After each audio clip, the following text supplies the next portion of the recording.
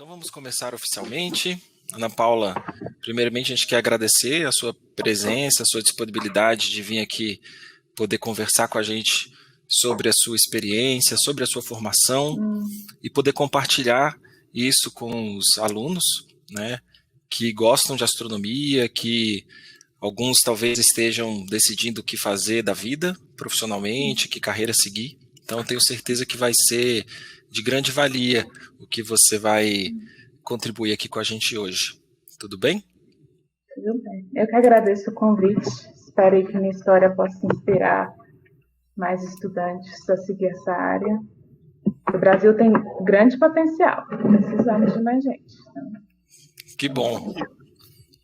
Então, para iniciar, Ana Paula, você vai fazer uma apresentação, né, sobre a missão simulada que você esteve, falar um pouco de você. Então, só te apresentando para quem está participando e para quem vai assistir também esse vídeo depois da live, né? A Ana Paula, ela é graduada em Engenharia Aeroespacial pela UNB, tá? Ela é de Brasília, ok? E ela é mestranda em Direito e Política Espacial pela... Eu não quero falar errado o nome da universidade. Beihang University, na China. Não é isso? Isso. Ok, Ana Paula, eu acho que você podia fazer a sua apresentação em mais detalhes.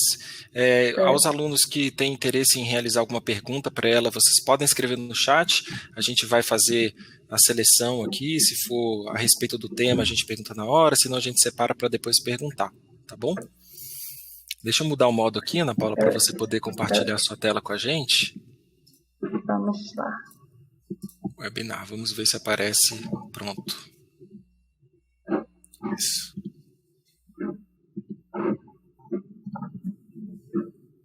Perfeito. Estão vendo? Tá carregando. Tá carregando. Tá pronto, tá aparecendo. Pronto. Beleza. Então, eu vou apresentar aqui um pouquinho da minha trajetória, mas fiquem à vontade para interromper e fazer pergunta aí no meio do caminho. E como é que eu fui parar nessa missão espacial simulada. Então, vamos lá. Primeiramente, vou falar, né, novamente sobre a minha formação, sobre a missão, e a gente pode deixar isso para o final também, no bate-papo, quem quiser saber mais sobre as oportunidades nessa área, também sobre intercâmbio, porque foi uma grande parte da minha formação também, aí a gente pode conversar sobre isso também. Então vamos lá, sobre mim. Eu nasci e cresci aqui em Brasília. Eu estudei minha vida toda em colégio público e eu tive muita sorte porque eu estudei em colégios muito bons.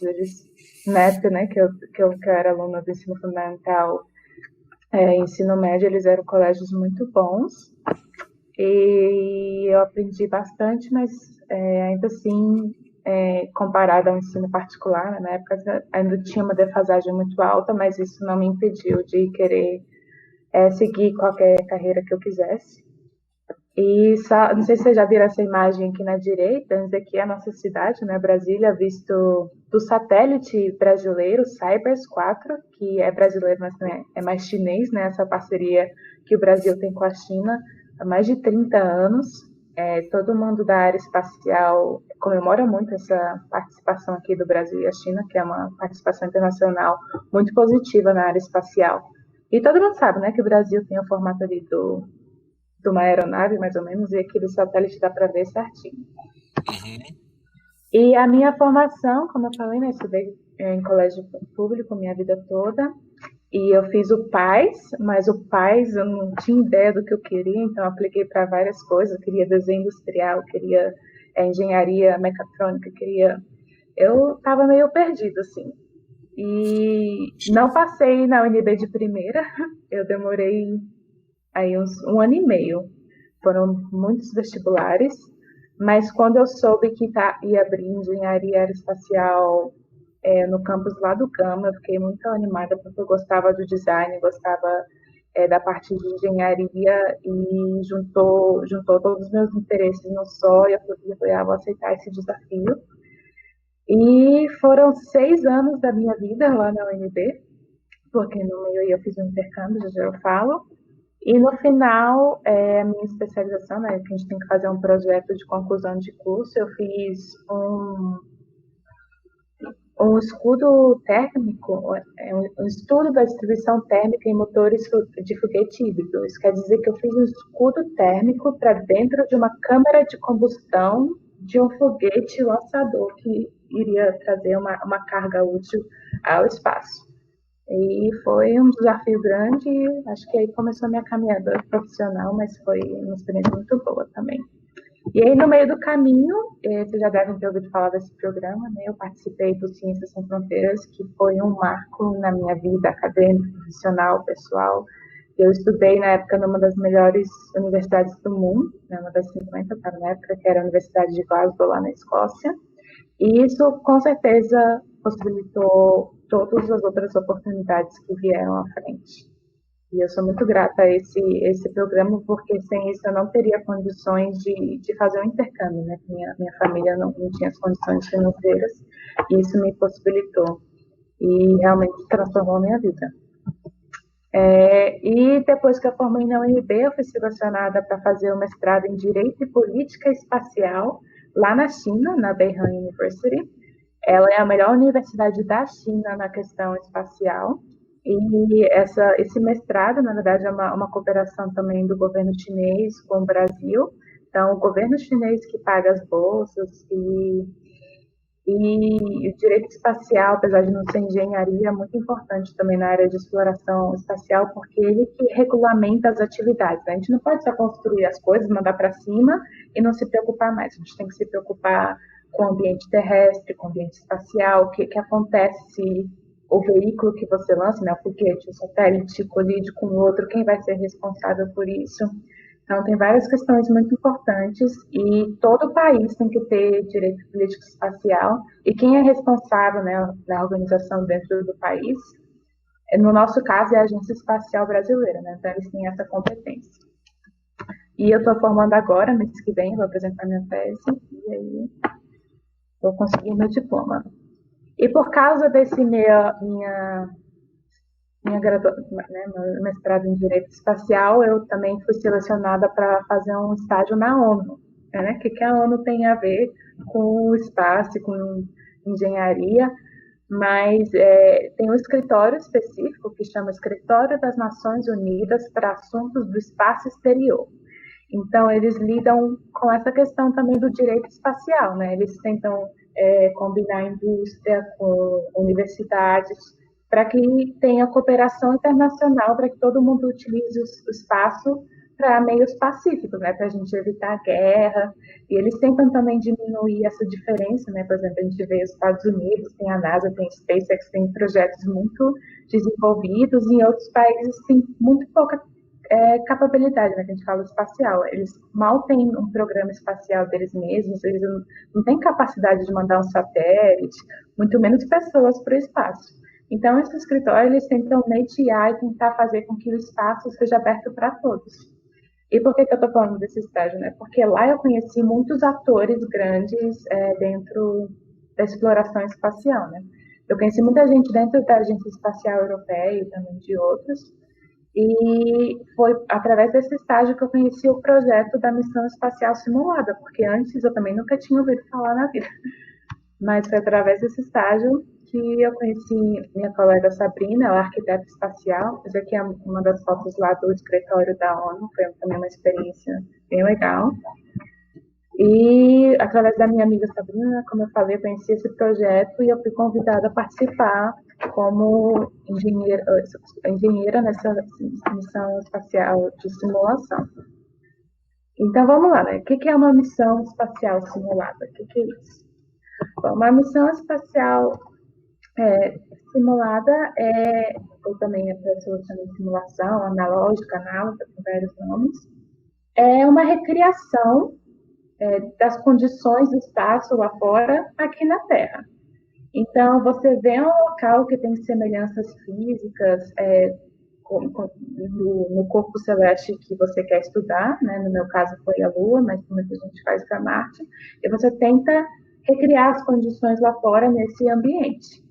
E para que você vai fazer, né, nesse teste? Você vai testar o desempenho de novas tecnologias e também aplicar os efeitos no corpo humano do que você iria experienciar lá fora. A única coisa que não dá para fazer aqui na Terra é a falta de gravidade, né? A gente não tem como simular isso, mas tirando isso, a gente tenta recriar todos esses aspectos, até os psicológicos, que são fatores muito importantes quando a gente fala de exploração a longo prazo. Então, a gente tenta recriar ali como é que seria viver e também trabalhar fora da Terra. E por que a gente precisa, né? Justamente por isso que eu falei anteriormente. É como se fosse uma preparação e também para entender quais são os desafios de sair da Terra. Porque nosso corpo hoje, com a evolução e tudo, ele foi feito para sobreviver a essa pressão, né? Que a gente tem, a pressão atmosférica, a respirar o ar que a gente tem. Nossa estrutura óssea toda desenvolveu de acordo com a gravidade. Então, quando a gente vai lá para fora, isso tudo vai mudar. E não tem como prever tudo. Então, a melhor forma é tentar replicar aqui para a gente tentar entender. E não só pode ser na Terra, mas também pode ser embaixo d'água. Tem missões analógicas no oceano, tem missões analógicas também num container fechado, longe de tudo. E também tem no deserto, que acho que é um dos mais comuns. Assim. Também tem na Antártica, que é gelo total, que pode ser um cenário de algum planeta que a gente venha explorar. E tem várias missões assim diferentes, tem várias instituições que fazem essa. A minha em especial foi em cooperação com a Agência Espacial Europeia. Eu já explico mais sobre isso. Então, por quê, né? Porque eu falei anteriormente, por que a gente precisa? Porque você vai levar equipamento lá para fora que você nunca utilizou na Terra, provavelmente, né? Você criou todo esse equipamento para um propósito, que é usar lá fora. Mas, como são humanos, né? Pelo menos no começo eram humanos que operavam essas máquinas, eles precisam ter um melhor relacionamento com os equipamentos, porque chegando lá você quer minimizar o máximo de erros possível. Então, quanto mais você se familiarizar com os instrumentos à sua volta, o que você vai fazer, para onde você vai, como é que pisa, como é que o traje espacial na época era muito pesado também, então tinha bastante coisa, eles precisam saber tudo ali, porque qualquer coisa fora da Terra pode te matar. Se tiver um rasguinho no seu macacão, né, você pode morrer. Então, por isso que você tem que estar o mais preparado possível.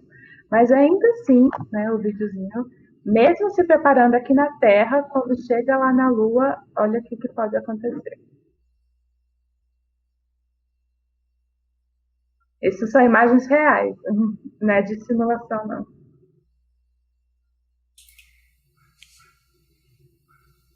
Coitado, ele tá passando maus bocados ali, né? Pois é, e ó, ele treinou bastante, né?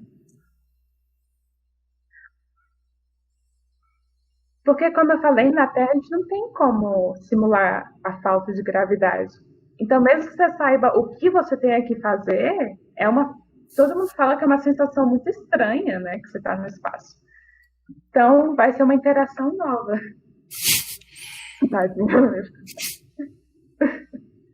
Tá tentando levantar, né? Tá tentando ficar em pé, né? Exatamente. Surpreendente. Ele tá naquela parte do né, da Lua. Isso aqui é eles tentando correr, mas não dá para correr, você só pode sair quicando. Não dá para ouvir no áudio, mas eles estão rindo. Eles estão rindo? Eles estão rindo bastante. Até para eles é engraçado.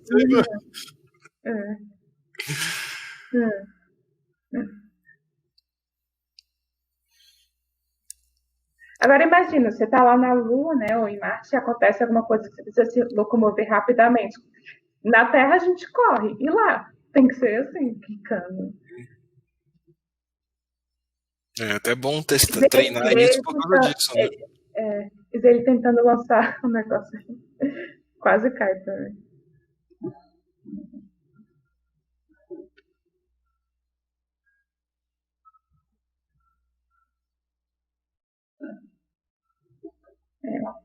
É isso. Muito legal. Quais são os desafios, né, das missões espaciais? Por que a gente tem que se preparar? Um dos grandes desafios são missões de longa duração. Né? Hoje a gente faz um voo para outro continente, leva no máximo 12 horas, mas missões espaciais elas levam de horas, né, dias até meses, anos. Então imagina você ficar dentro de uma espaçonave ali por todo esse tempo, tem um efeito psicológico também no corpo que a gente precisa treinar. O ambiente hostil lá fora também, como eu falei, tudo pode te matar, então você tem que estar preparado para isso. Recursos como água, um dos principais fatores que a gente tem que achar em algum corpo celeste para poder se mudar para lá, né, é a água.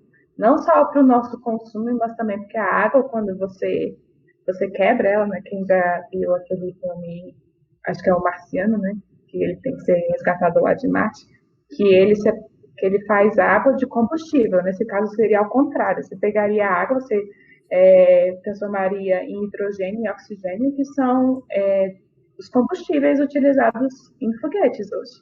Então, isso te possibilitaria, por exemplo, você vai lá para Marte, você acha água, você pode ir muito além, porque agora você tem um combustível lá. Acabou para ir, mas ali você pode criar novos combustíveis para ir mais longe, ou até mesmo voltar.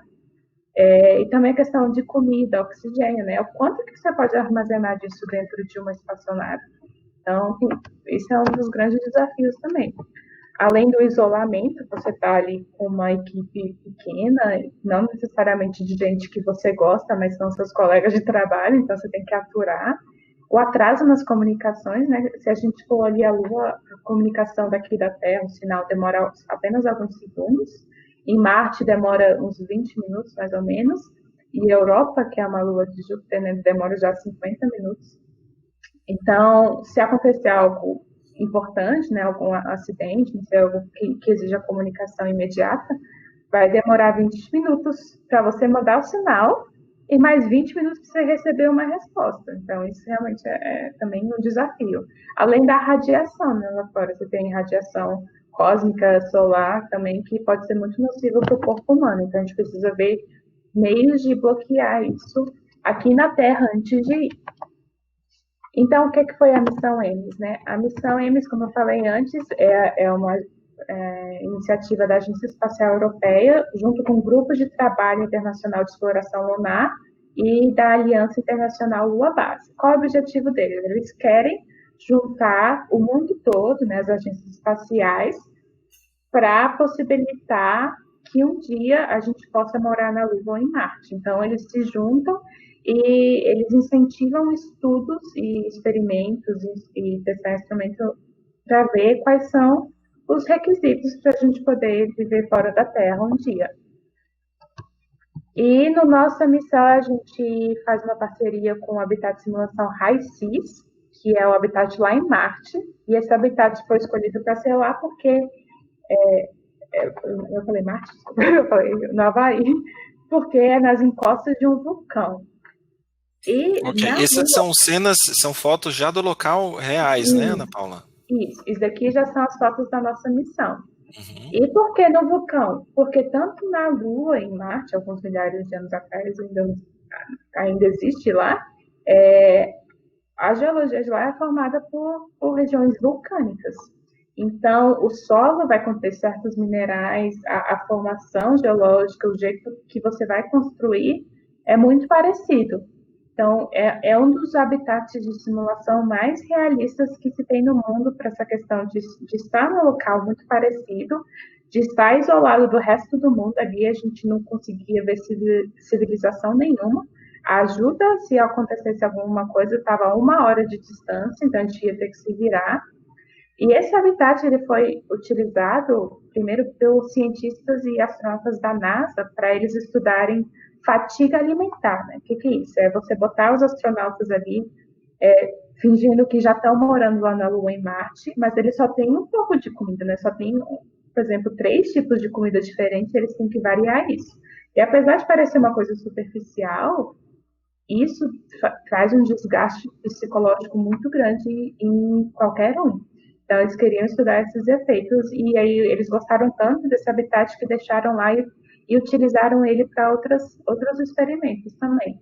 E aí a gente conseguiu alugar esse para fazer junto com a Agência Espacial Europeia. E das coisas assim, especiais desse habitat é a presença de tubos de lava. Né? O que são tubos de lava?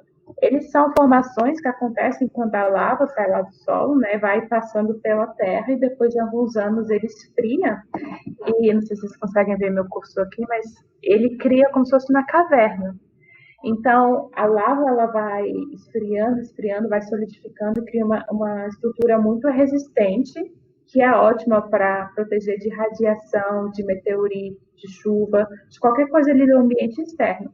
Então, todos os cientistas do mundo, eles concordam que se a gente for lá para fora, se a gente for morar mesmo, o ideal seria construir um habitat de simulação que nem esse, não na superfície, porque você está muito exposto ali, mas dentro desses tubos de lava.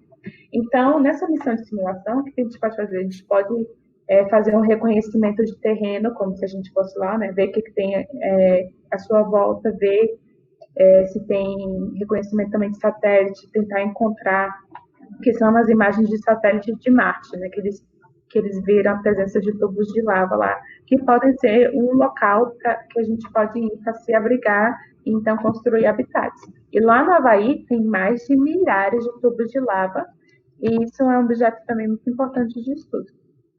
Então, essa foi a minha equipe, né? Eu fui a engenheira da equipe, e a equipe é formada por outras pessoas também. Por exemplo, a Micaela Musilova, ela foi a comandante da tripulação, ela é formada em astrobiologia. A gente teve a Ariane, ela é arquiteta espacial. A Charlotte, ela é formada em física, e ela também estava estudando os efeitos de radiação. A Sabrina, que me apresentou o projeto, ela também é arquiteta espacial. E a gente teve o médico da equipe, que foi o Joseph. A gente queria uma equipe toda feminina, mas no final das contas ele teve que cobrir um buraco ali, mas ainda assim nossa equipe era majoritariamente formada por mulheres. E o que a gente queria fazer lá? A gente queria fazer estudos principalmente na área de radiação, efeito da radiação, né, do Sol, no caso, em alimentos que a gente plantou lá, fazer também pesquisas geológicas e de drones para fazer um reconhecimento da área para ver onde é que tinha tubo de lava, para a gente poder explorar, e também a gente testou novas tecnologias, né? Qual o melhor jeito de interagir, por exemplo, um astronauta cheio de equipamento que tem que operar um drone e um rover ao mesmo tempo. Então a gente fez essas pesquisas. E o resultado, né? A gente transforma tudo em artigo científico, que vai para congressos de alto nível, e também que eles usam como feedback para melhorar o habitat em si, e para um dia eles poderem construir lá na Lua, mas primeiro continuar testando aqui na Terra. E o que a gente fez lá? A gente viveu como os astronautas viveriam na Lua. Então, não é como se a gente fosse os primeiros astronautas a chegar na Lua, é como se já tivesse ali um habitat construído depois de uns anos. Então, os primeiros foram lá, aí construíram, depois mandaram mais suplementos. Então, a gente vivia como se já tivesse nesse nível de exploração. Mas ainda assim, a gente teve que comer comida congelada, né, que eles chamam de liofilização, ou criodessecação, que é tudo congelado a vácuo e seco.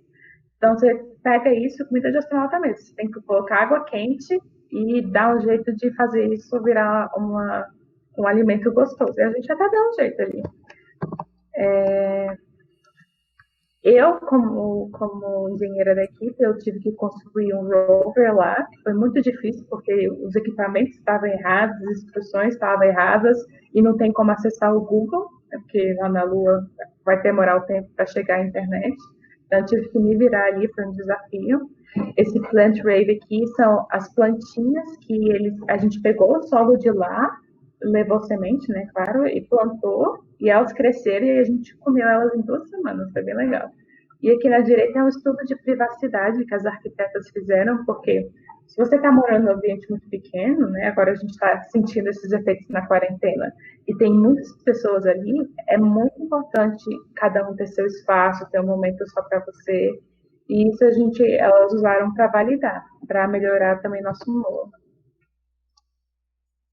E aqui foi a gente explorando os tubos de lava. Então, toda vez que a gente ia sair daquela doma, né, aquela coisinha branca ali, a gente tinha que botar o traje de astronauta como se estivesse fora da Terra, realmente. Então, tem o capacete, tem a mochila com a nossa ventilação, né, que seria oxigênio, tem todo o traje, tinha que usar uma bota especial para andar naquele terreno, porque as pedras de lava são muito pontiagudas, são bem difíceis de andar. E aqui atrás do mim, não sei se vocês conseguem ver, isso daqui é a entrada de um tubo de lava. Mas, na verdade, isso daqui tinha uns 50 metros de altura, que se eu caísse ali, ia demorar para chegar alguém para me resgatar. Então, é muito perigoso também, né? E aqui a gente explorando lá dentro os tubos de lava para ver as interconexões. A maioria desses tubos de lava, eles são conectados, não tem só, né, individuais. Então, você poderia construir todo um sistema na Lua ou em Marte que possibilitaria muito mais pessoas viverem ali em comunidade. Então, e esse tipo de atividade, quando você sai de um habitat, chama EVA, que é atividade extraveicular. Então, vocês ouvem astronautas falando disso toda hora. Se vocês ouvirem, vocês já sabem o que é. E esse uniforme que você está usando agora aí na live é o que você usou lá, não foi? Foi esse?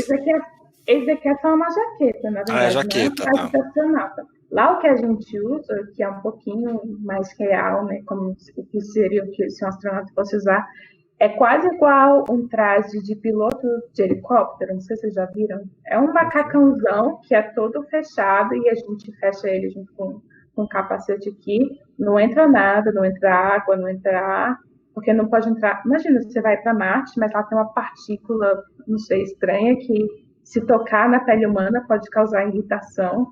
Imagina, né, o desastre que pode ser. Então tem que ser tudo bloqueado ali. E esse aqui é só a jaqueta com símbolos, patrocinadores e outra missão, mas eu usei lá também. Legal. E aí, lá dentro da missão teve vários problemas também. Eu tive que consertar um tubo lá de água, que vocês podem ver, com papel higiênico. Você tem que se virar no espaço, né? Tem que se virar com o que tem. E foi muito interessante e no final deu tudo certo. Ninguém morreu, ninguém se matou, mas até mesmo no ambiente de simulação, muitas coisas podem dar errado. Teve um teste, né, uma missão de simulação, que eles tiveram que resetar a energia, porque a energia do habitat é toda abastecida por painéis solares. Então, ela vai para um gerador e o gerador, né, traz a eletricidade ali para casa. Mas foi um período de chuva, então eles tinham que trocar do gerador, né, para fornecer energia. Mas um moço, ele não seguiu o protocolo e acabou se eletrocutando. E eles tiveram que acabar com a missão. E isso pode acontecer lá fora também. Então, não é porque é uma simulação que é de mentira que não tenha risco. Aqui é só um videozinho lá para a gente ter uma noção da área. Eu fiz com um drone, que é muito difícil de operar com uma luva desse tamanho também, mas dá para ter uma ideia ali do quão remoto é, não tem nada perto. Aqui atrás tinha os painéis solares. Isso tudo aqui que vocês estão vendo é lava. A lava de um vulcão passou aqui há algumas milhares de anos atrás, solidificou e criou esse terreno. Então é isso que a gente vai ver, mais ou menos, quando a gente for para a Lua e para Marte. De perto, né? Que a gente vai ver de perto. Uhum. Muito legal. Aqui também é um vídeo dentro de um tubo de lava, só para ter uma ideia da dimensão.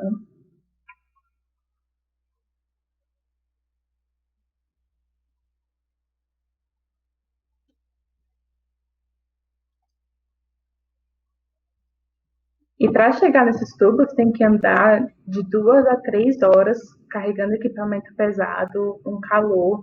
Não pode abrir a viseira, né? Porque senão você está em simulação, então você tem que fingir que você está no espaço mesmo. E depois você tem que escalar para entrar, escalar para sair. Foi difícil, foi muito difícil. E durante a simulação também a gente fez um exercício de evacuação, né? Fingindo, assim, como é que aconteceria se você está saindo para explorar Marte e alguém se machuca. Então a gente fez um exercício para ver como é que seria essa dinâmica e foi uma das coisas mais difíceis fisicamente que eu já fiz na vida. porque a maca é pesada, a pessoa é pesada, os equipamentos são pesados, você não respira direito, o solo é todo irregular, você pode cair, se machucar você mesmo.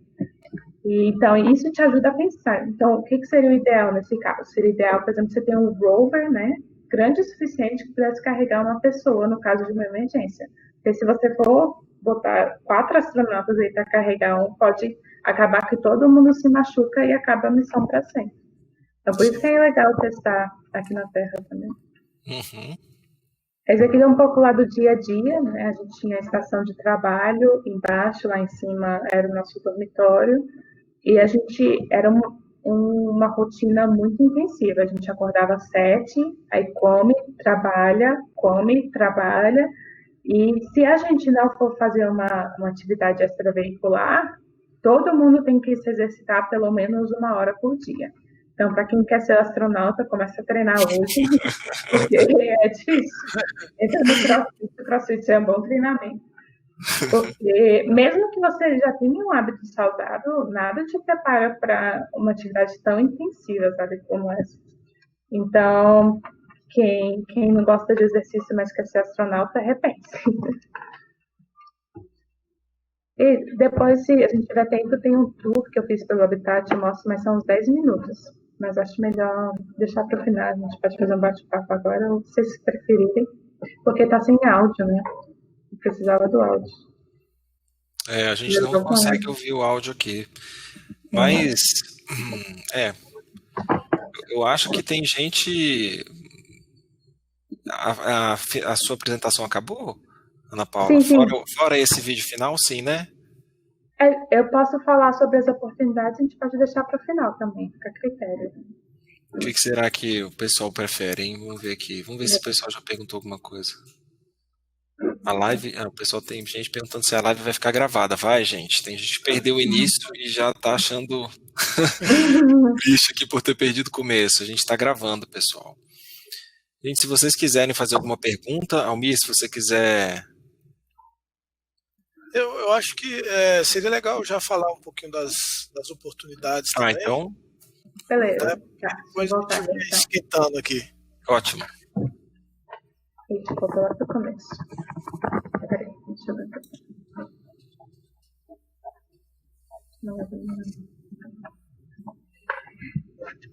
Só falar um pouquinho de quem me ajudou, né, a ir para essa missão, porque apesar da agência espacial europeia, que ela estava custeando uma parte, eu tive que custear outra do meu bolso e eu sou estudante ainda, né?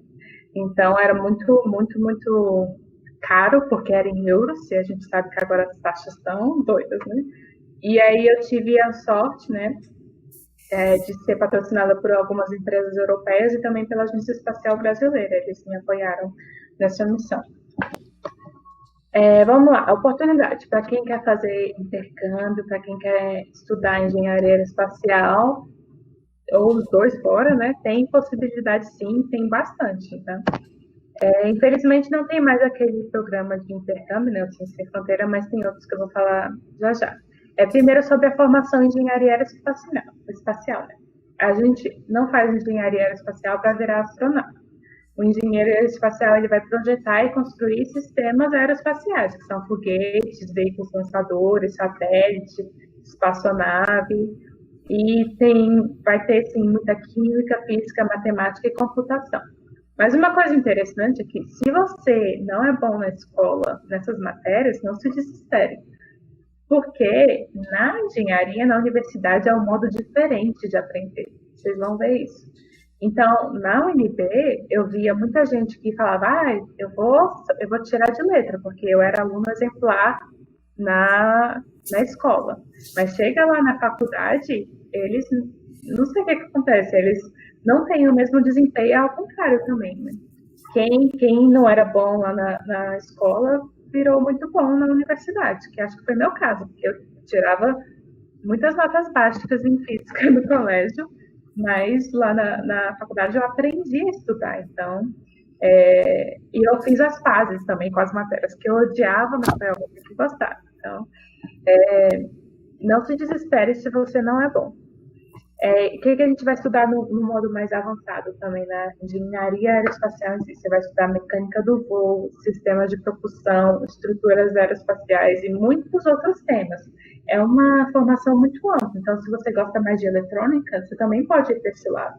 Se você gosta de software, você também pode ir para esse lado. Você não precisa se formar numa matéria específica, sabe? Ela te dá uma visão bem ampla de todos os componentes necessários para você construir um sistema aeroespacial. E hoje no Brasil tem várias universidades muito boas que tem um curso de aeroespacial, além da aeronáutica, né? A aeronáutica lida mais com aeronaves, a aeroespacial é mais para as coisas que vão para fora da Terra mesmo.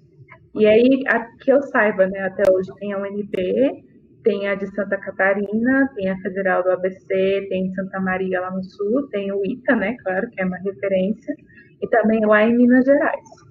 E eu acho que a maioria, tirando o ITA, acho que aceita ENEM, né, eu não sei como está hoje.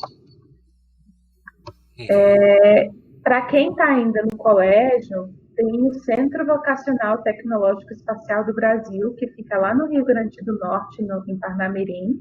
Ele foi criado pela Agência Espacial Brasileira e eles apresentam projetos espaciais, né, para crianças e jovens, para que eles tenham mais interesse e então sigam uma carreira nesse setor. Já a nível, né, ensino médio, ensino fundamental também, a EB tem bastante workshop, que é aberto para todo mundo, e eles também fazem Olimpíadas de Desenvolvimento Espacial. É um pouquinho que nem a Olimpíada de Matemática, mas o objetivo é voltado ali para a área espacial. Até seria legal, hein, para o projeto de vocês, né, talvez botar os alunos nessas Olimpíadas, é bem interessante. E para quem quer estudar fora, na área espacial, que eu saiba hoje que estão dando bolsa, tem essa formação que eu estou fazendo parte, que chama Docs Day Master, que é para você estudar lá na China. O curso todo é em inglês, né, em chinês, e tem a bolsa do governo chinês, e a agência espacial que seleciona. Mas aí é já no nível de mestrado e doutorado, né, depois da sua graduação. E também tem um programa para você fazer estágio na NASA, porque a maioria dos cargos lá dentro da NASA são mais para americanos, né, para pessoas que nasceram nos Estados Unidos. Mas esse programa, eles selecionam também, através da Agência Espacial Europeia, pessoas para fazer um intercâmbio lá de 3 meses, se eu não me engano, dentro da NASA, que é uma oportunidade muito bacana. Muito legal mesmo. E em questão de intercâmbio, tem essas instituições aqui, elas dão bolsa também para estrangeiro. Então, tem várias faculdades pelo mundo todo que aceitam, e tem várias modalidades, não só engenharia, também tem, não sei, medicina, tem várias outras áreas. Essa fundação Estudar dá dicas bem legais também, né, para quem quer estudar fora. O DAAD e a CAPES são para você estudar na Alemanha, se alguém tiver interesse. Orange Tulip é para estudar na Holanda, e esse Erasmus Mundus é para você ir para a Europa toda. Tem muitas oportunidades, e todos os anos eles lançam bastante bolsa para você fazer graduação até, nem só pós-graduação, tá bem legal. E é isso. Muito legal, Ana Paula. Excelente. Eu já tenho umas perguntas aqui separadas dos alunos. Posso começar, Almir, fazendo a pergunta dos alunos? Pode, Ana Paula, também? Pode. Pode? Uma água aqui. Tá. Então, o Danilo perguntou, deixa eu seguir a ordem das perguntas aqui para não ser injusto, né? O Danilo perguntou se vocês mudaram o horário para seguir a duração do dia de lá. Acho que ele quer dizer se vocês já ficavam acordados durante o dia, lá no Havaí, né? E dormiam de noite, se era esse o relógio de vocês. A gente seguia o horário ali do local que a gente estava, porque é o melhor para o corpo humano, né? A gente foi desenhado, né, projetado para seguir essas 24 horas do dia. Então, a gente tentou se manter ali o máximo nessa também variação. A única coisa diferente de horário foi o atraso na comunicação. Toda missão espacial vai ter um controle na Terra, então, um controle remoto. Então, a gente também simulou esse atraso na comunicação. Se a gente pedisse alguma coisa para eles demoravam cerca de 3 minutos para responder, porque era uma missão na Lua. Se fosse uma missão em Marte, esse atraso seria de 30 a 40 minutos. Então, essa foi a única diferença aí. Ok. O Danilo até explicou aqui que, na verdade, estava seguindo a duração do dia de Marte, mas, na verdade, a missão foi simulada na Lua, né? Isso, na Lua. Então, meio que seguiu ali a variação terrestre.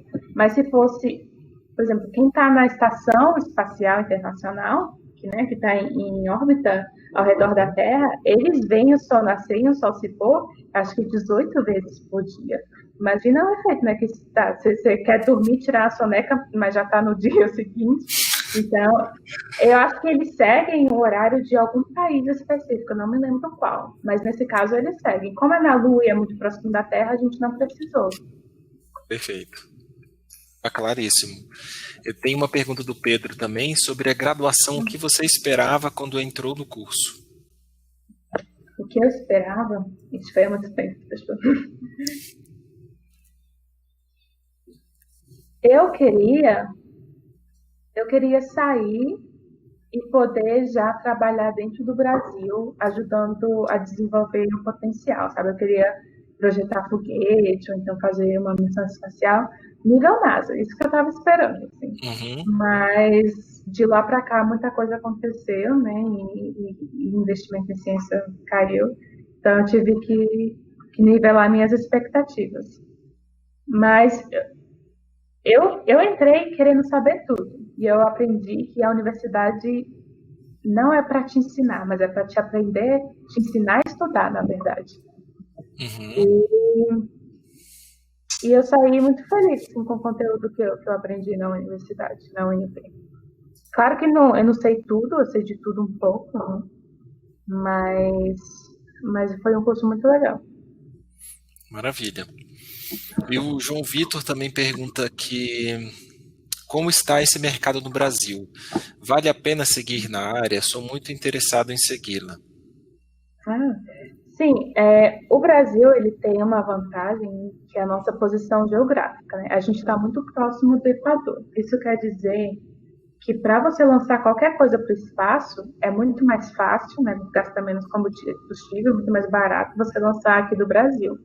Isso quer dizer que a gente tem todo o potencial de criar um programa espacial tão bom quanto o da NASA. Porém, o que falta? Né? Falta incentivo, a estrutura já está mais ou menos, a gente tem 2 centros de lançamento já, acho que a Maria já sabe, lá no Nordeste do Brasil, mas falta pessoas para trabalhar na área, né? Hoje os profissionais, eles vêm da onde? Vêm da Maria do ITA, que eu também, né, Instituto Tecnológico Aeronáutico do INPE também, mas ainda assim não é suficiente para você fazer um programa de grande escala, como é um programa espacial. Então, precisa, sim, de mais gente. Qual o problema hoje? O problema hoje é que não está tendo investimento suficiente. Mas eu acredito que até você entrar na faculdade, né, e se eles se formarem, que vai ser daqui a uns 5, 6 anos, e até os especialistas da área que dentro estão me falando que o Brasil vai estar bombando, tomara, né, e que vai precisar de muito mais gente. Então, ainda assim, uma boa carreira para seguir. E caso não seja dentro da área espacial, você pode trabalhar em diversas áreas também. O bom da aeroespacial é que não te limita, sabe? Você sabe um pouquinho de eletrônica, você sabe um pouquinho de mecânica. Você pode aproveitar seu conhecimento para outros lugares. Então, eu acho que ainda vale a pena responder. Maravilha, que bom. Esse foi o João. Pode falar, Almir, vai lá. Eu queria aproveitar e falando um pouco dessa questão do mercado, né, Ana Paula, e pensar o seguinte, você está terminando seu mestrado daqui a um mês, né? E você pensa aí já em fazer um doutorado ou você pensa em ir para o mercado? E se é para o mercado, dada a situação atual do país, né, com baixo investimento, como é que seria esse mercado lá fora para os brasileiros? Agora, formando no mestrado, eu queria adquirir experiência profissional, até porque é um dos requisitos para se ser astronauta, né? Tem que ter ali no mínimo 3 ou 6 anos de experiência profissional. Então, eu preciso seguir nessa área de qualquer maneira. Se eu gostaria também de seguir um doutorado depois em uma área mais específica do meu interesse, mas eu ainda não achei nenhuma área. Então, eu gostaria primeiro de trabalhar, e no Brasil ainda não tem tanto mercado assim, né? Ainda tem a Embraer, mais ou menos, ali, tem a Visiona, que tá chegando também, mas eu vou tentar ir para fora, porque lá é um mercado mais consolidado, e acho que é a melhor maneira de eu adquirir experiência, para depois no futuro eu poder trazer esse conhecimento de volta para o Brasil. E em questão de estar aberto para brasileiros, tem uma onda agora, a indústria agora, que eles chamam a indústria New Space, que é a nova indústria espacial. E o que isso quer dizer? Isso quer dizer que não são mais essas grandes empresas que a gente costumava ouvir, né? Que tinha Airbus, tinha Boeing e tal. Agora você vai ter várias startups, empresas pequenas crescendo, trazendo soluções, tecnologias, um preço muito mais acessível. Isso quer dizer que eles precisam de mais gente, e eles também é uma indústria muito diversificada. Então, eles aceitam gente de todo mundo, e eles estão cada vez mais abertos a você realmente trazer essa cooperação internacional para a exploração espacial. Então, o que eles querem são pessoas inovativas, sabe? Que trazem soluções inovativas. Não necessariamente eles estão olhando ali para a sua nacionalidade, a menos no caso dos Estados Unidos, que trabalhar na SpaceX você precisa ser americano. Mas ao redor do mundo eu sinto essa abertura a todo mundo. Ótimo, muito bacana. A Alessandra pergunta, Ana Paula, qual foi o ponto de inflexão dos seus estudos e experiências que te levou de fato a seguir essa área mais ligada à exploração espacial? Dentre outras oportunidades que teve, o intercâmbio, estágio, assim, o que te fez decidir por esse caminho, né? Eu sempre gostei do espaço, porque é uma das coisas que eu mais tenho medo. Quando eu penso em ir para o espaço, minha mão fica até gelada já. E porque é ainda desconhecido. E isso me traz muita curiosidade. Então, esse é o que me motiva a seguir. E também porque eu vejo na área espacial uma oportunidade muito boa de cooperação internacional, sabe? É uma das coisas que está unindo a humanidade, né? Se a gente quiser sair daqui, a gente vai ter que todo mundo cooperar. Isso eu acho muito legal, até tendo feito direito espacial, né? Isso é uma das coisas que a gente fala bastante, é a cooperação internacional, e para meios pacíficos, né? Não é uma coisa, claro que a gente vê agora alguns atores ali querendo se aproveitar mais de algumas coisas e tal, mas é algo que realmente une todo mundo em direção a um único objetivo, que é, né, descobrir novos lugares no espaço, e eu acho muito legal. Maravilha. O Pedro pergunta, quer fazer, amigo, alguma pergunta? Não, pode seguir. O Pedro pergunta, como funciona a seleção para bolsa de mestrado e doutorado? No caso, você já participou da seleção da bolsa de mestrado. Como foi, Alessandra? A bolsa de mestrado, ela, como eu falei, ela é organizada, né, pela Agência Espacial Europeia, né? Ela faz essa primeira seleção. Então, eles analisam seu currículo, quais projetos você já participou, quantas publicações você tem. Isso tudo conta bastante ponto, além de experiência internacional, né? Se você tiver antes disso já. No caso, eu já tinha do Ciências Sem Fronteiras, então isso já gerou muitos pontos para mim. Então, eles fazem essa primeira seleção e depois eles mandam lá para a China, para a universidade. E a universidade vai fazer depois a segunda parte dessa seleção, para esse estágio específico, né? Para meu intercâmbio, né? O primeiro intercâmbio que eu fiz foi mais ou menos a mesma coisa. Eles viram o que eu estava fazendo na faculdade, quais minhas notas, se eu já estava envolvida em algum projeto. Isso tudo também foi somando ponto. E eu acredito que a maioria de seleção de mestrado ainda sim segue essa linha, sabe? Você não precisa ser o melhor aluno, mas você tem que mostrar que você tem um diferencial, que você está envolvido ali em vários projetos, além de só ir para a faculdade e assistir aula. A universidade não é só aula, gente. Vocês têm que ir se envolver em projetos, equipe de competição, empresa júnior, tem várias coisas que realmente vão acrescentando ali no seu currículo e no final das contas faz bastante diferença. Perfeito. Tem mais duas perguntas até agora que eu tenho selecionado. Essa foi a pergunta do Pedro. O Adriano pergunta sobre línguas. E aprender e o quão importante isso é para conseguir espaço no mercado. Eu acredito que seja importante, você vai poder falar sobre isso. Eu sempre, desde cedo, eu falo para todo mundo que eles têm que aprender outra língua, tem que aprender outra língua. Não daqueles... A gente já está cansado de ouvir, né? Nossos pais, professores, aprender inglês é importante, mas por que é importante? Eles vão falar porque vai te abrir novas possibilidades, mas muito além disso, porque te abre visão do mundo de uma maneira diferente. O que isso quer dizer? Por exemplo, se você pega algum livro de alguma área importante e só tem inglês, você teria que esperar alguém traduzir, né, para a sua língua para poder acessar esse conhecimento. Quando você tem o conhecimento da língua, você pode acessar informações de modo muito mais independente. Você também entende melhor a cultura, você entende...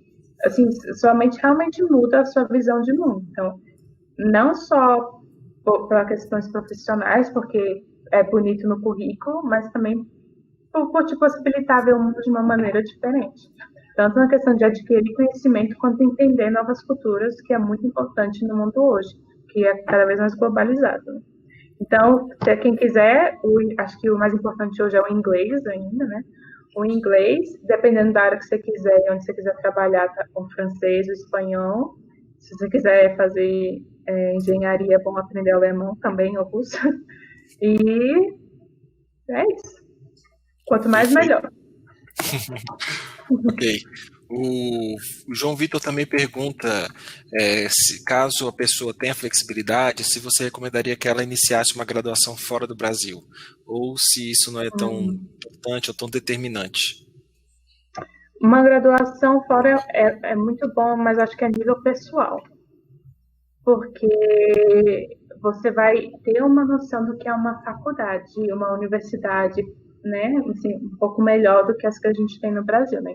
A gente está caminhando ainda, a gente tem boas universidades, mas a nível internacional lá fora ainda assim é outro mundo, sabe? Então você vai e te abre também a cabeça de maneiras impressionantes, assim, você vê o que é uma experiência acadêmica de alto nível, e isso para mim mudou muito minha perspectiva, até mesmo o modo de estudar, sabe? Isso me ajudou bastante.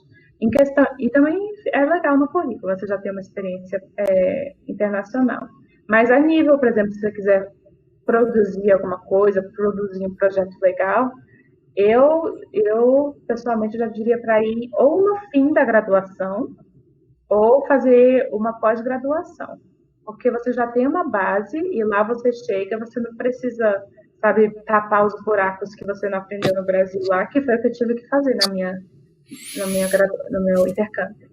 Porque eu cheguei lá, era uma matéria diferente e eu não consegui produzir o tanto que eu gostaria. Se eu tivesse ido mais para o fim ou depois, eu poderia ter participado de projetos muito mais legais. Então, acho que você pode ir no fim da graduação, no começo, se você puder fazer a graduação toda, melhor ainda. Mas acho que a nível de mestrado, assim, você já iria produzir melhor. Perfeito. E a Lorena... Não, acho que foi, sim. Ficou claro. A Lorena pergunta algo referente à missão espacial, à missão simulada. Ela pergunta o seguinte: se fôssemos habitar a Lua ou Marte, teríamos que ir para as regiões vulcânicas? Não necessariamente, mas tubos de lavas. Porque lá é o lugar mais seguro e também porque muitos especialistas acreditam que a água vai estar lá. Não só a água, mas também nutrientes, né? Se você quiser plantar alguma coisa, porque o solo vulcânico é muito rico em nutrientes, tanto na terra quanto lá fora. Então, não só vai te proteger de coisas lá fora, né? Mas também vai te dar esses recursos necessários para poder se morar fora. Mas os vulcões já estão adormecidos há milhares de anos, não funcionam mais, então não são perigosos. Se você fala vulcão, já imagina o negócio, mas não necessariamente eles vão estar ativos. Ok. Almir, você queria fazer algum comentário ou fazer uma pergunta? Não, era sobre ela falou que essa questão do espaço, né, sempre atraiu muito e acabou sendo um pouco determinante, né? Tanto é que quando apareceu a oportunidade de fazer engenharia espacial, aí você, opa, é aqui que eu vou mesmo, né? Se essa se você teve algum contato com a astronomia, ainda lá no seu ensino médio, no ensino fundamental, né? E como foi essa experiência? Se foi importante para alimentar, para manter aceso essa sua fascinação pelo espaço? Sim, com certeza. Na época que eu estava terminando o ensino médio, desculpa, eu fui selecionada por causa da minha nota do PAS também, gente. Tudo muito importante. Para fazer um estágio no Ministério Público do Distrito Federal e Territórios. E lá nesse estágio eu estava trabalhando na parte de tecnologia de informação. Trabalhava com um monte de engenheiros. E ao mesmo tempo, quando eu estava terminando o ensino médio, trabalhando com eles, eu também estava fazendo um curso à distância de astrofísica do Sistema Solar pelo Observatório Nacional. Era um curso online e era de graça, foi isso que eu consegui participar. E me deu um entendimento mais amplo assim, do que é o espaço, né? Não só ali o que a gente vê em filmes, que também me inspiraram muito, né? Mas também o entendimento científico. E aí, essa minha experiência com os engenheiros, mais né, uma compreensão que o universo é muito maior do que a gente imagina, me motivaram ainda mais para seguir na área de ciência, na área de engenharia, principalmente na área espacial. Então, foi muito importante na questão de expandir meu conhecimento, realmente entender que tem tanta coisa que a gente não sabe ainda, e isso que motivou, sabe, esse desconhecido. E realmente a astronomia tem o que falar, né? Você tem que saber o que você está estudando. E é muito importante. Na UNB a gente não teve tantas aulas, acredita? Eu queria ter tido mais aulas de astronomia e astrofísica, mas não tinha tantos, porque o curso era novo e tal, mas eu acho imprescindível. Ok, Amir? Ok. O Pedro Medeiros pergunta aqui, ele comenta, né, sobre o que você disse, que a universidade foi um momento de aprender a estudar, né? Ele pergunta qual foi a sua experiência nesse aspecto, o que mudou no seu modo de aprendizado, ter passado por isso. Foi um processo, assim, né? Porque no ensino fundamental, no ensino médio também, a gente estudava o quê? Tem prova, você revisa ali o conteúdo, entrega o trabalhinho, beleza. E aí eu comecei a fazer vestibular. E eu vi que minha nota ainda não estava tão boa. Então eu tive que aprender sozinha, primeiramente, matérias que para mim eram muito difíceis. E isso mudou, porque não era só mais fazer exercício. É saber o que eu estou errando, por que eu estou errando, quais as exceções, quais as regras. Isso eu também aprendi muito no cursinho, a estudar sozinha, né? Não tem um professor ali falando, você tem que estudar isso, sozinha mesmo. E chega na universidade, o conteúdo é tão, né, grande e em grande quantidade que você tem que reaprender várias coisas. Questão de manejar seu tempo, de saber qual prioridade dá para cada matéria, de saber se você não é tão bom em alguma outra matéria, você tem que passar mais tempo fazendo essa matéria. E o professor não está ali para te falar, isso é isso. Você fala, olha, tem essa questão, o caminho é esse, né? Você pode seguir esse caminho, né? Eu te mostro o caminho, mas existem outros também que vocês podem seguir se quiser. Porque cada um tem uma maneira de pensar diferente, cada um chega aos mesmos resultados de maneiras diferentes. Então, a universidade te dá mais essa flexibilidade, que para muita gente é assustador, né? Que eles não sabem lidar, eles estão acostumados ali na escola com o professor falando, 2 mais 2 vai dar isso. Mas a universidade é outro nível e demorou alguns semestres, mas como eu já estava estudando muito intensamente para o vestibular, eu acabei que me dando muito bem nos primeiros semestres, porque eu já tinha criado uma rotina para mim, eu sabia meus pontos fracos, meus pontos fortes, quando eu estudo melhor, quando eu não estudo melhor, e acho que foi essa a diferença, assim, mas... Perfeito, aprender a aprender, né? É aprender a aprender. Até eu estou aprendendo, né? O André pergunta também, Ana Paula, se você pudesse escolher uma missão para fora da Terra, qual você escolheria? Eu escolheria uma. Pode ser para a Lua, pode ser para Marte, mas depois que os primeiros astronautas forem lá. Você não quer ser a primeira, né? Quem for primeiro não vai ter água do banho de água quente, no chuveiro legal, não vai ter tanta comida, não vai ter privacidade, vai ter provavelmente dormir no mesmo negócio ali. Então, se eu fosse, eu iria depois de já ter toda uma estrutura pronta lá. Mas quem for primeiro, eu vou admirar muito. Mas acho que eu gostaria de ir primeiro para a Lua, para ter a perspectiva de ver a Terra pertinho. Depois de Marte também, quem sabe seria legal. Ou então dar a volta aí pelo sistema solar. Na Europa lá, né? Da Europa, Não tem limite. Okay. Deixa eu ver se tem. Eu acho que a gente tem mais uma pergunta da Lorena. Eu queria aproveitar então, enquanto o vai lá, fala aí, Almir. Se você tem notícia, como é que está esses planejamentos, tanto ou pela NASA e pela SpaceX, ou lá você teve mais próximo contato com o pessoal lá da União Europeia, do ESA, os projetos e as perspectivas de exploração de volta à Lua, né, e de exploração, a ideia de implementar uma estação internacional lá na Lua. Como é que andam? Quais são as perspectivas aí? Você tem alguma notícia aí mais de dentro, mais quente? O último que a gente viu é o Acordo Artemis. Não sei se vocês viram, né? A iniciativa lá dos Estados Unidos de trazer a humanidade de volta à Terra.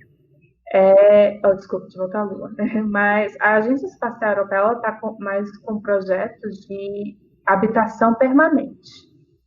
Eu não sei bem os Estados Unidos, acho que eles querem mais só chegar lá para falar, cheguei de novo, conseguimos, mas o que eu vejo, que eu tive mais contato com a Agência Espacial Europeia, é que eles estão com esses planos a longo prazo.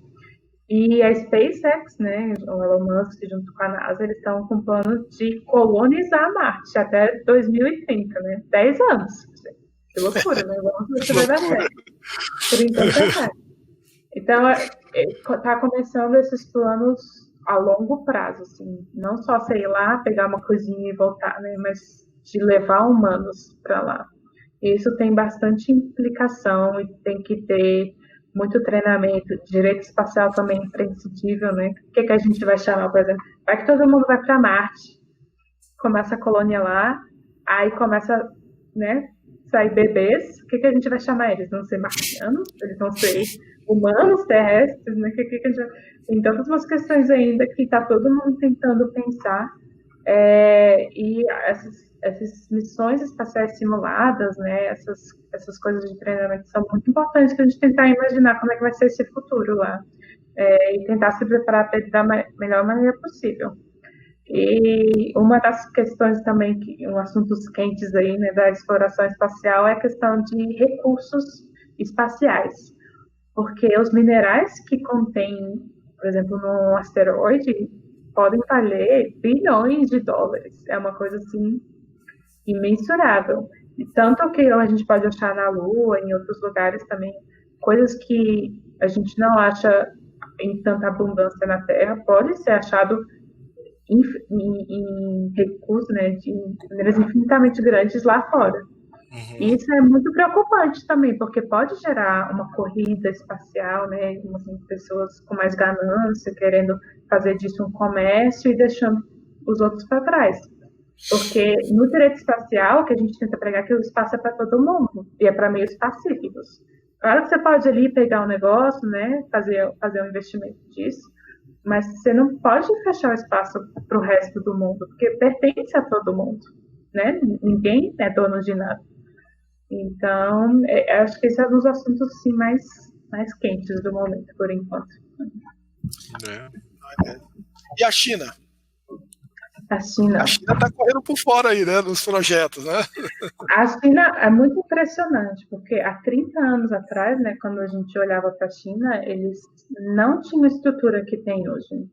Eles ainda tinham muita gente na pobreza também, e o que eles conseguiram em 30 anos, tanto questões sociais, políticas, tá, até conseguir desenvolver um programa espacial tão bom quanto os dos Estados Unidos, é impressionante mesmo.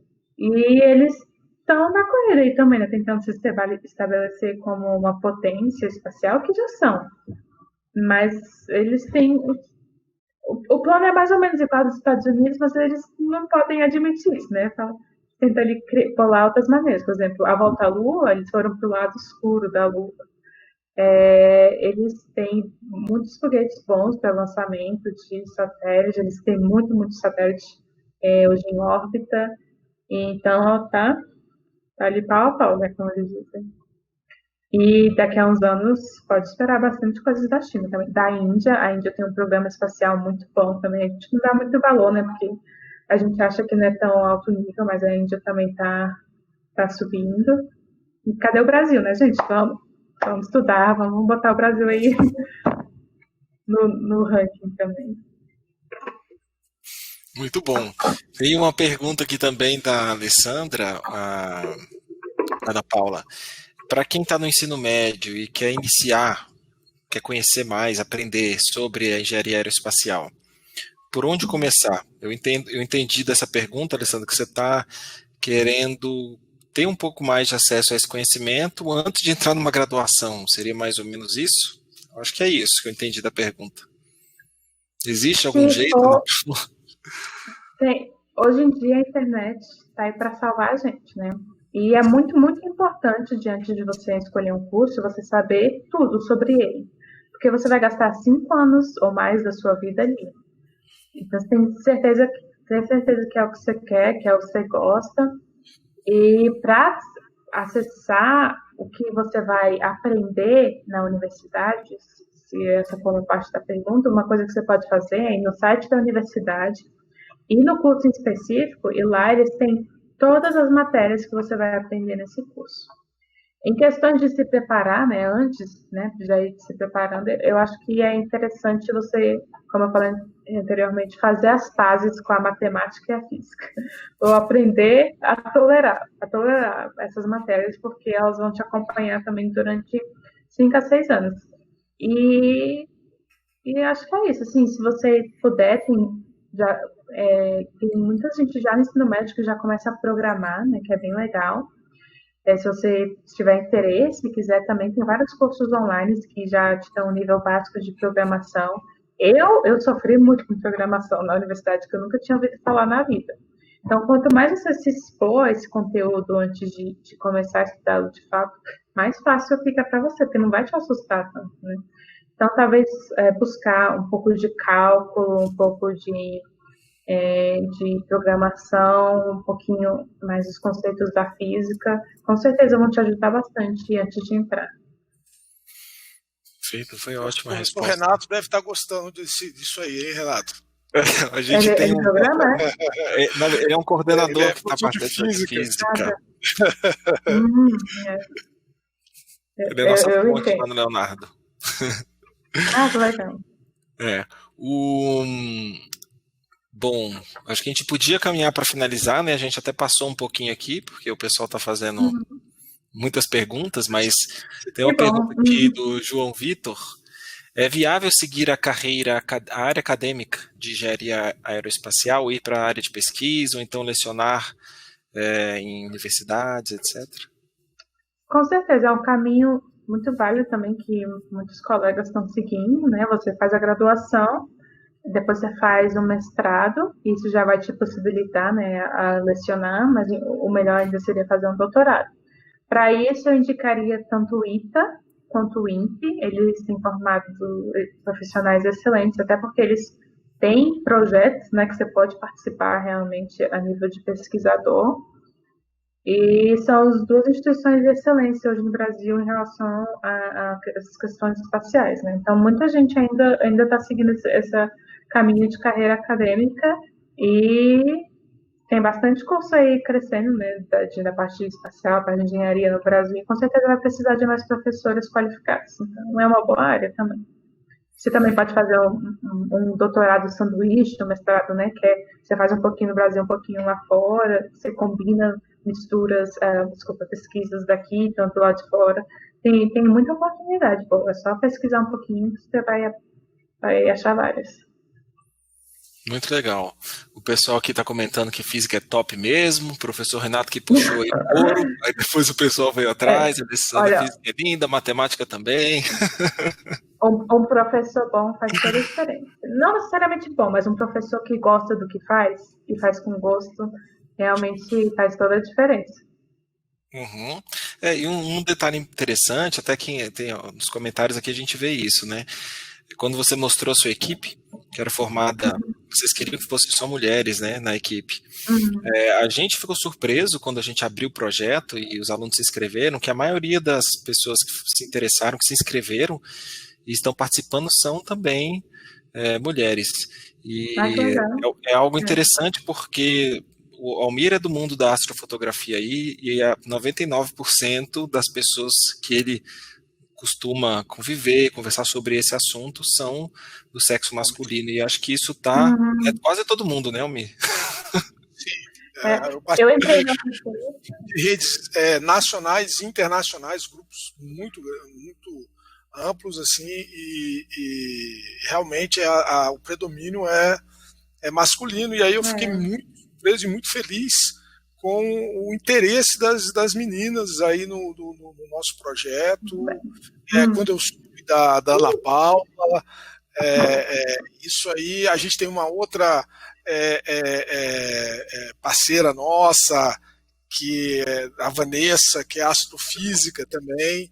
Então, é isso aí, meninas. Os meninos aí estão arrebentando, né? Quando eu entrei na UNB para esse curso, eu fui a primeira a entrar no meu curso e acho que a primeira mulher a formar também. Então, eu convivi 6 anos da minha vida só com homem.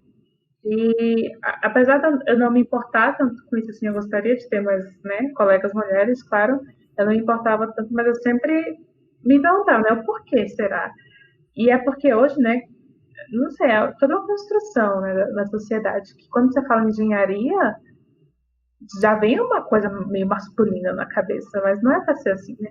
E engraçado que tem uns estudos que falam, por exemplo, lá na Alemanha, quando eles trocaram engenharia para tecnologia de tal coisa, o número de mulheres que se inscreveram foi altíssimo, só porque mudou o nome, né? Então, é uma coisa da nossa cabeça, não é porque mulher não tem capacidade, muito pelo contrário, a gente tem tanta capacidade quanto, então a gente tem que trabalhar isso desde o colégio, de mostrar que engenharia é para todo mundo, sabe? Ciência é um modo de pensar, não é um ambiente ali formado só por homens velhos, brancos, né, de cabelo grisalho. É uma coisa, né? É uma coisa que a gente vai desenvolvendo, sabe? É um modo de pensar, um modo de ver o mundo. E qualquer um pode ter isso, não só homens, né? É muito legal que tem bastante girl power. Alvi, você quer fazer uma pergunta, um comentário, uma pergunta antes da gente encerrar? Eu tenho uma pergunta aqui separada para ela, para a gente finalizar também.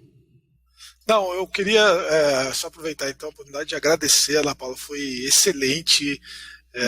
Eu vibrei demais aqui com o seu relato, a sua história.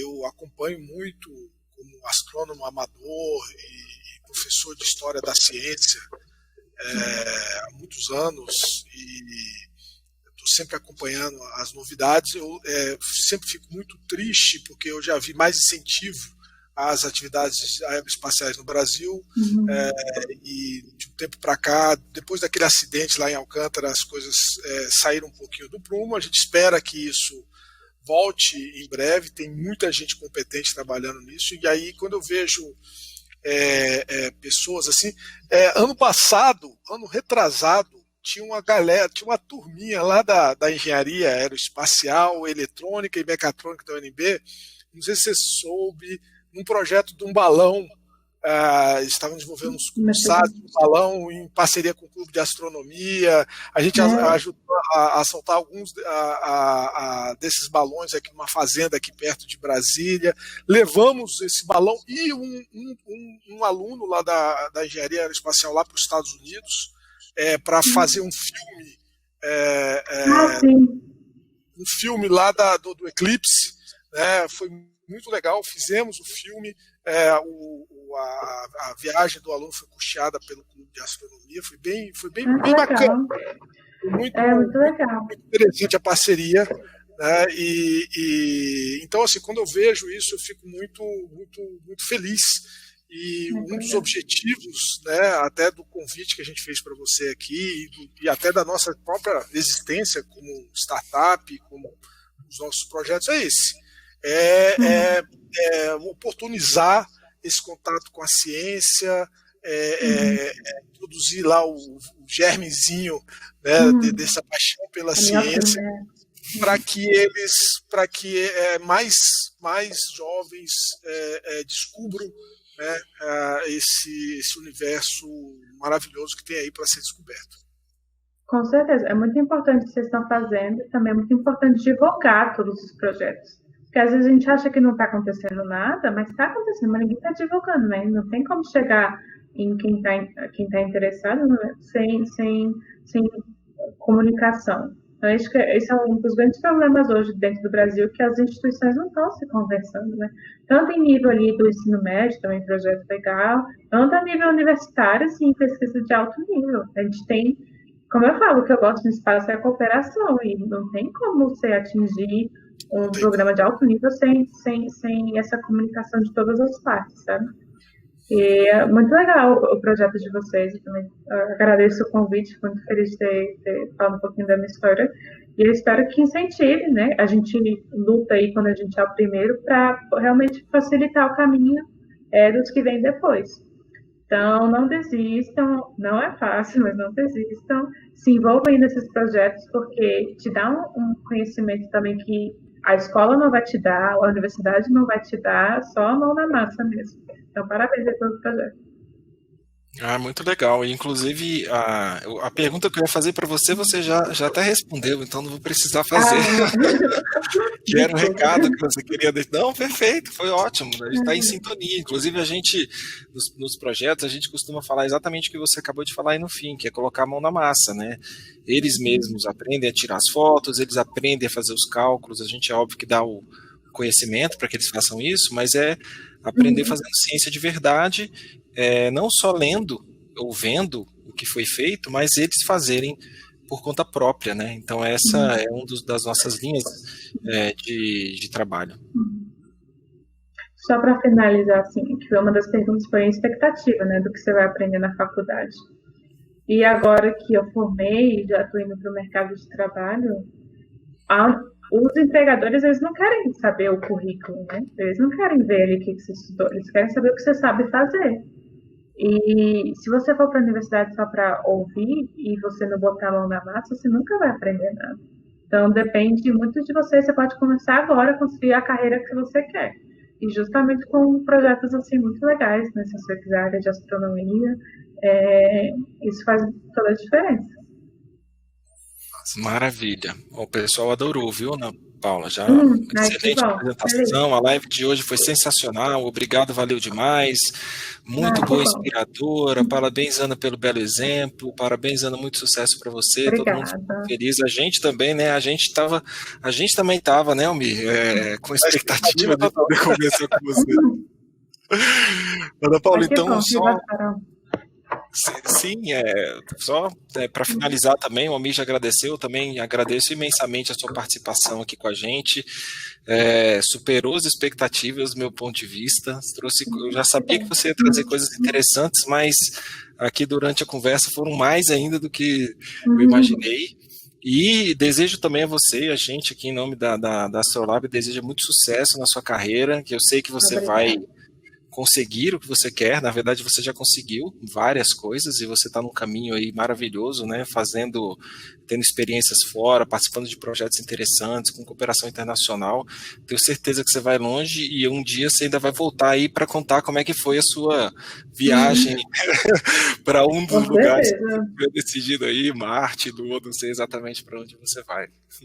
Pode deixar, quem sabe eu falo até do espaço lá. Olha aí. Maravilha, Ana Paula. Obrigada. Obrigada. Muito obrigado, viu? Uma boa noite a todo mundo. A vocês. Boa noite. Pessoal. Boa noite. Vocês me verem por Brasília, eu não estou saindo, né? Mas fiquem à vontade para puxar papo, mas fiquem em casa. Tá legal. Obrigado, Ana Paula. Boa noite. Boa noite, nada. Tchau. Boa noite. Tchau, tchau. Boa noite.